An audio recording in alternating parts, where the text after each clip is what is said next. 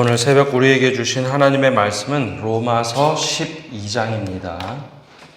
제 12장.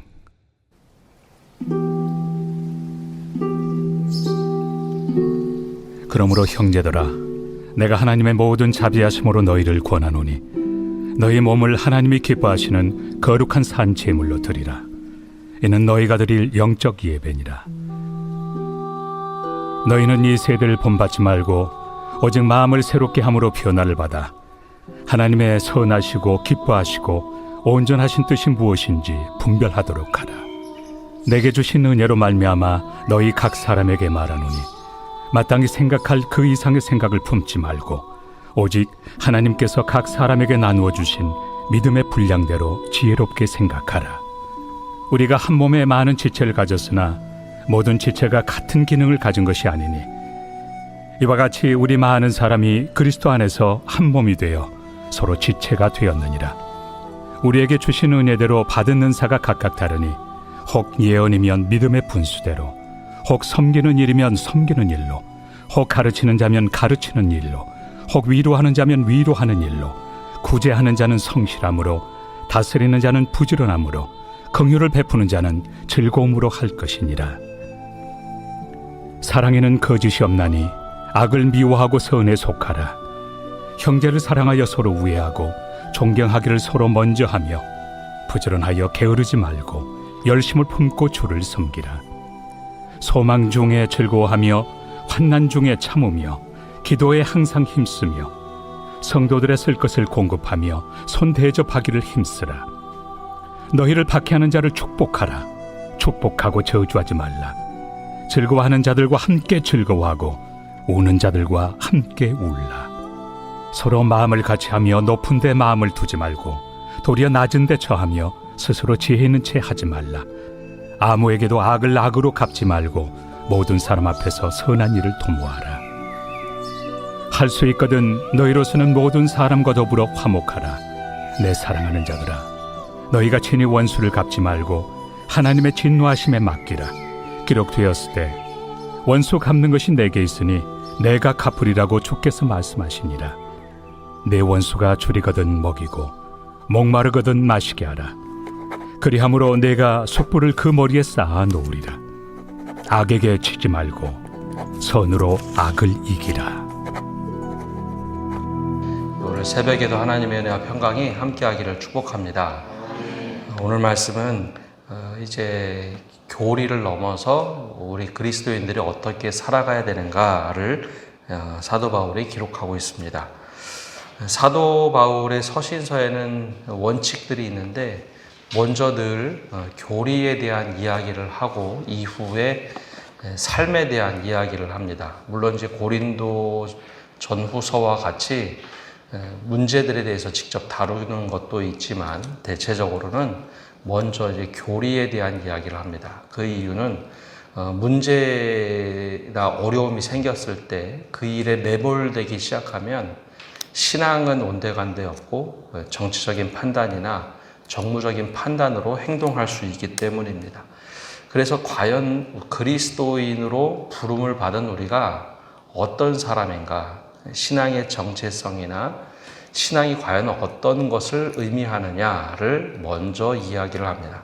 그래서 로마서도 브리스길라와 아굴라에게 들었던 로마 교회의 사정들, 그 이야기를 듣고 사도 바울이 붓을 들어 편지를 쓰면서 제일 먼저 강조한 것은 의인은 믿음으로 말미암아 산다.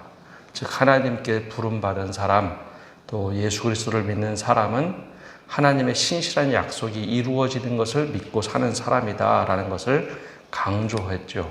그래서 신앙에 대한 기본, 우리가 어떻게 받아들이고 어떻게 살아야 되는가, 그 교리에 대해서 이야기한 후에 이제 12장부터 이제 실생활에 그리스도인들이 어떻게 살아야 될 것인가를 말하고 있습니다. 따라서 이 신앙에 대한 이 믿음에 대해서 잘 우리가 이해하지 못하고 현상들을 대하면 우리가 원하는 대로 신앙은 이럴 것이다 라는 것으로 대할 수 있습니다. 그러나 어려운 말씀이긴 하지만 로마서와 같이 과연 그리스도인은 어떤 삶인가? 어떻게 우리를 부르시고 계신가? 이거를 이해해야 우리의 남은 삶의 모습들이 여기서부터 나올 수 있습니다. 처음에 말씀드린 것처럼 로마 교회 안에는 두 부류의 사람들, 즉 유대교 출신의 그리스도인들과 헬라인 그리스도인들이 어울려 살면서 사소한 또 소소한 갈등들이 있었죠. 과연 그 모습을 어떻게 우리가 극복하고 살아갈 것인가? 오늘 12장 1절에서 먼저 이렇게 말합니다. 그러므로 형제들아 내가 하나님의 모든 자비하심으로 너희를 권하노니 너희 몸을 하나님이 기뻐하시는 거룩한 산 제물로 드리라. 이는 너희가 드릴 영적 예배니라. 그러므로라고 하는 것이 사실 앞에 있는 내용들 전체 총괄하는 이야기입니다. 지금까지 내가 이렇게 말한 이유는 형제들에게 권하면서 우리의 몸을 하나님이 기뻐하시는 거룩한 산 제물로 드리라. 이는 너희가 드릴 영적 예배니라 라고 했는데 이거 사실 번역이 좀 잘못됐습니다. 이 영적이라는 말이 아니라 원래는 합당한이라는 표현입니다. 그래서 우리가 하나님께 합당한 예배를 드린다는 것은 우리의 삶이 하나님이 보시기에 흠없는 거룩한 제물로 드리는 삶입니다.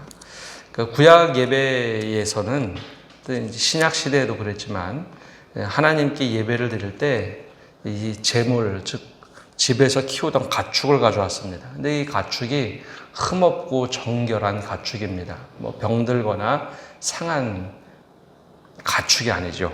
그래서 하나님이 보시기에 거룩한 산 제물로 드릴 수 있을 만한 것을 드렸죠. 그러니까 우리의 삶이 하나님 보시기에 합당한 그런 제물로 드리는 것, 그것이 이제 합당한 예배다라는 겁니다. 여기에 경계선이 무너지죠. 교회에서와 밖에서, 가정에서 모든 것이 합당한 예배를 드릴 만한 그런 삶으로 하나님께 드리라라는 겁니다. 구체적인 방법이 2절에 나오는데 첫 번째는 이 세대를 본받지 말라라는 겁니다.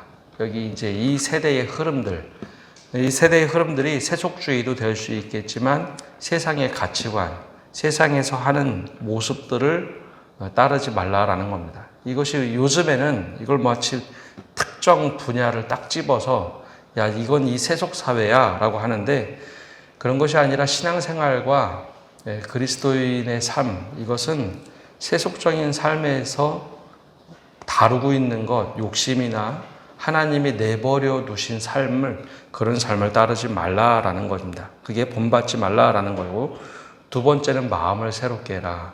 즉 우리가 예수 그리스도를 믿으면서 옛사람으로 살아가는 것이 아니라 새로운 마음으로 변화를 받는 삶을 살아야 된다. 그리고 정말 우리가 분별해야 될 것이 무엇이냐면 하나님의 선하시고, 즉 하나님의 딱 보시기에 야 이거 정말 좋다.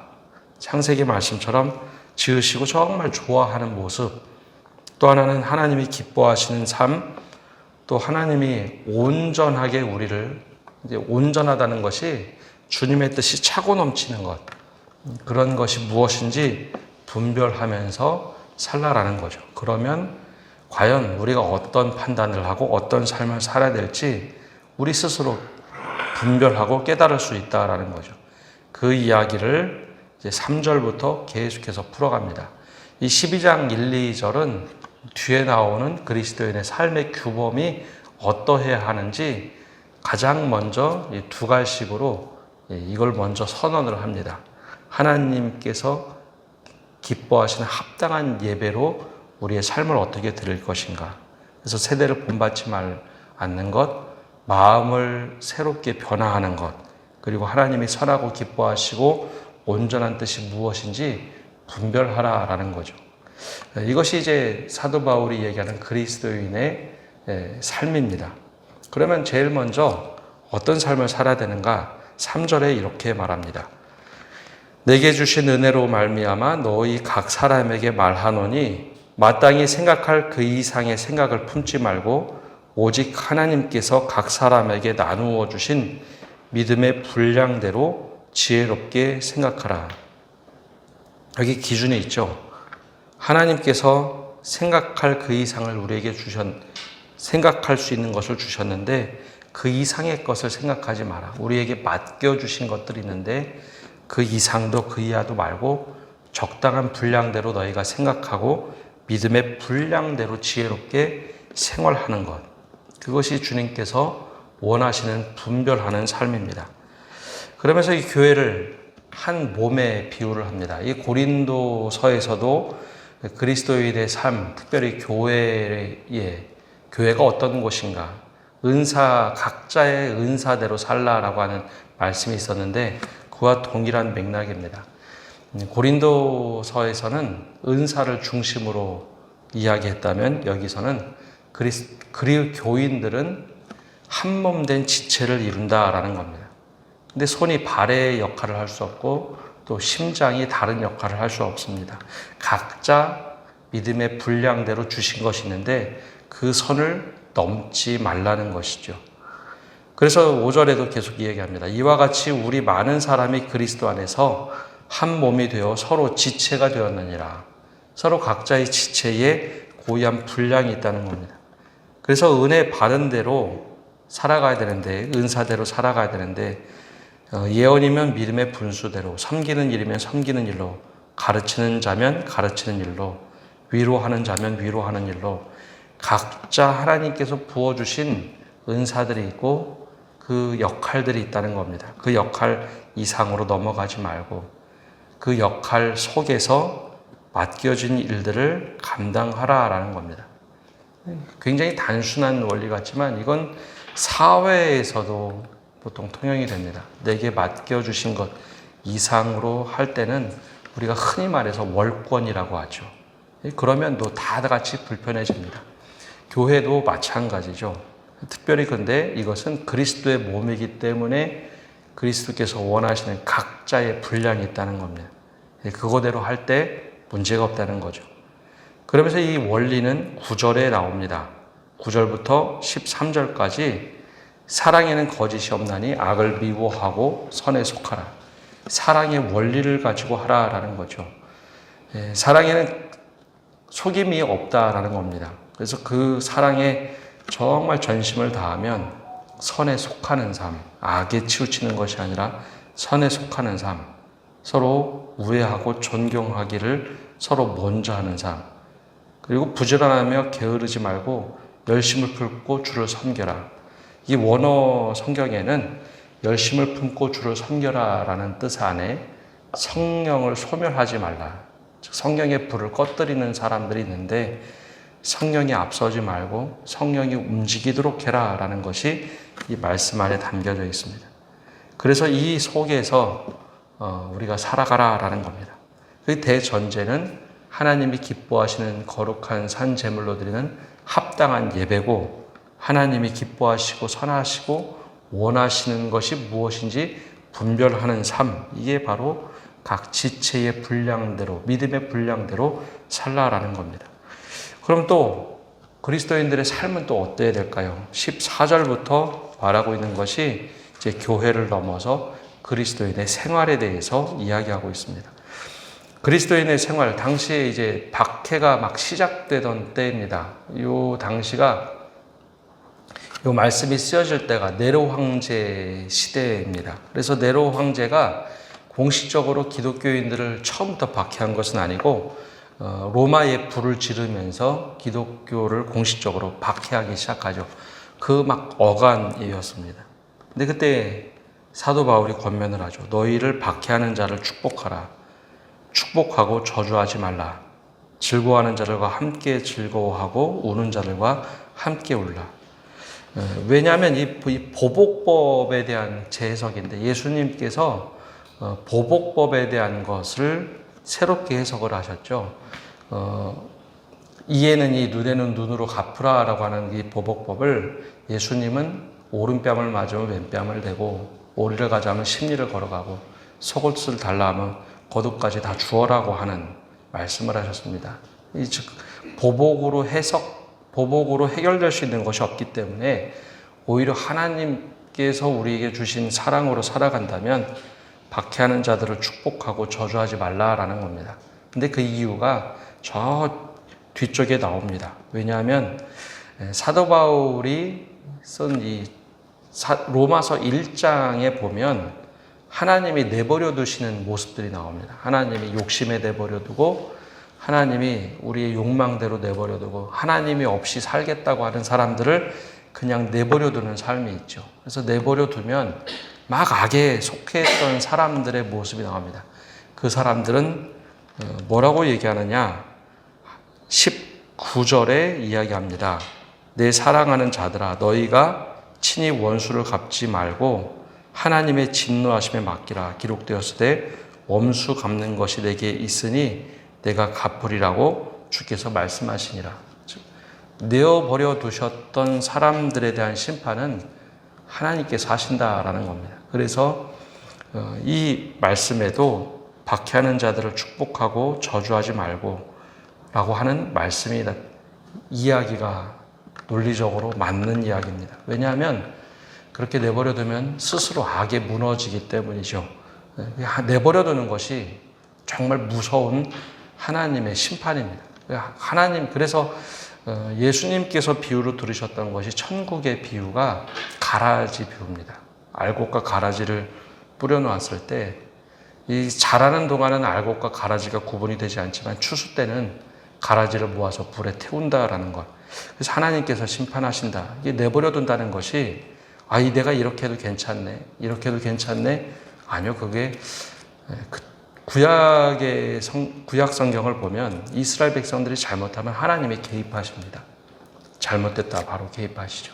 근데 그건 내버려둔 것이 아니라, 그래서 심판의 회초리로 때리시면서 고치시고 싸매시는 하나님으로 등장하는데, 너무 이제 잘못할 때는 하나님의 죄가 관영하도록 내버려 두신다라는 표현이 나옵니다. 이게 하나님의 무관심이 심판의 시작입니다. 그래서 계시록에도 보면 그 심판의 시작은 내버려 두는 일들입니다.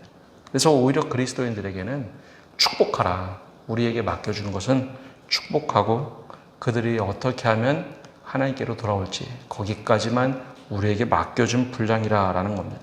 그래서 그리스도인의 생활에서는 즐거워하는 자들과 함께 즐거워하고 우는 자들과 함께 울라.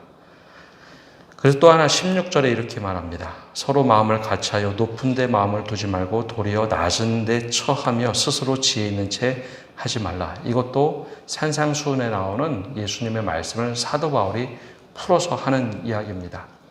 어떤 자리에 가면 높은 자리에 가는 사람들이 있죠. 높은 자리를 탐하는 사람들이 있습니다.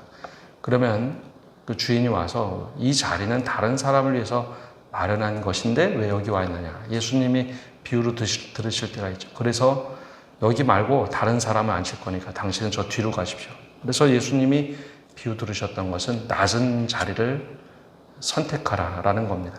그러면 거기에 앉을 사람이 아닌데 높은 자리로 인도해 주니 그렇게 낮은 자의 모습을 가지라라는 것. 사도 바울도 동일하게 얘기합니다. 낮은 곳을 섬기면 하나님께서 올리신다라는 거죠.